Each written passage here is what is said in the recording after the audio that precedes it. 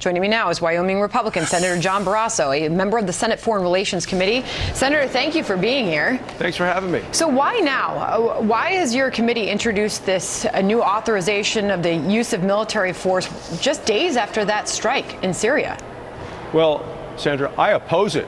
I support the president. I believe he had full authority to do what he did in Syria, and I think those people that are promoting it, some of them want to authorize the use of not much force. I think that some of these people are trying to tie the hands of the president and his ability to act as commander-in-chief in keeping us safe and keeping us secure. So I oppose the effort, and I'll try to stop it in the Senate. Is that the latest strike in Syria? Is that the reason why your colleagues have introduced this now?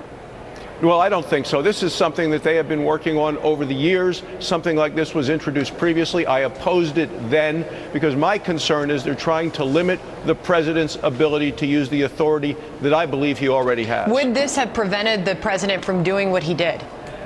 Well, I don't believe it would have, because I think the president has the authority now. I don't want to limit that authority. It also talks to the role the committee has in terms of getting a Secretary of State in place. But in terms of what the president did with Syria, if you want to broadcast your deterrence, which is what this goal is, to deter Assad from using chemical weapons, you have to have the capacity, and the United States has the military capacity to do what we did, a commitment to do it, and President Trump showed the leadership and the commitment to do it, and you have to communicate to them that you will use this power again if the behavior continues. You mentioned Mike Pompeo, all of this happening without a confirmed Secretary of State. Will he ultimately be confirmed, Senator?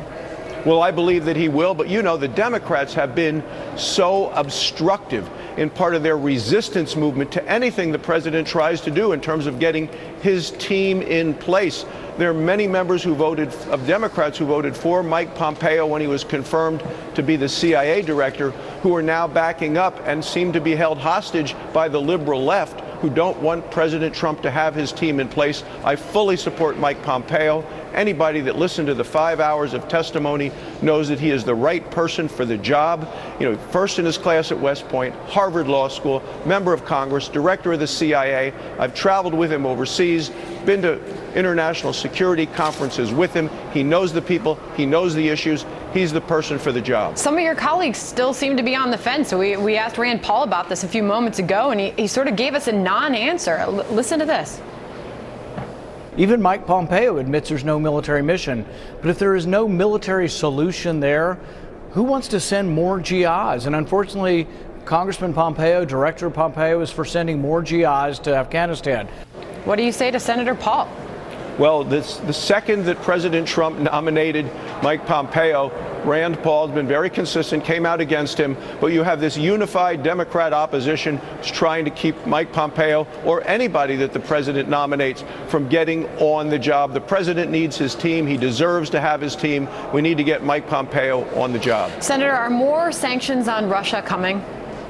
Well, we're going to wait and see what the president does, what we hear from the United Nations. But I think we need to do whatever we can to limit Russia's activity. We know that Putin is cunning, he's aggressive, he's opportunistic. He will take advantage of any opportunity. And I think the president has the right instincts in terms of going after Putin. What's being considered?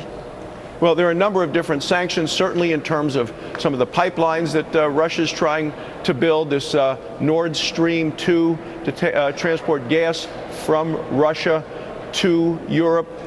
Putin uses energy as a weapon. He uses it as a financial weapon. He uses it as a geopolitical weapon to hold people hostage to Russian energy.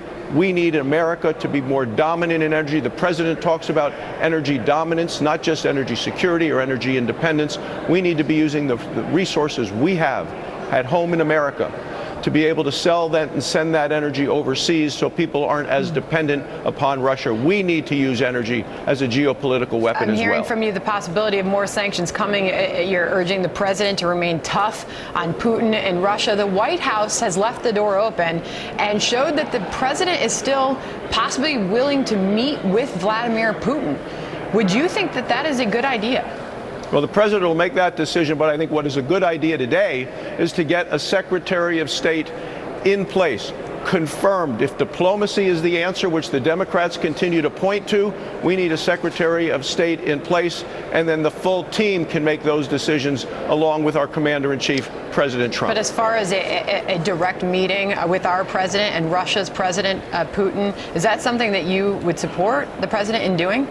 I'm going to support the president in his final decision. Interesting. A lot happening. We'll see where all of this goes. Senator Barrasso, you all have a big job to do on your committee there. Thank you for being here this morning. Thank you for Thanks your time. for having me. All right. Thank you. That would be a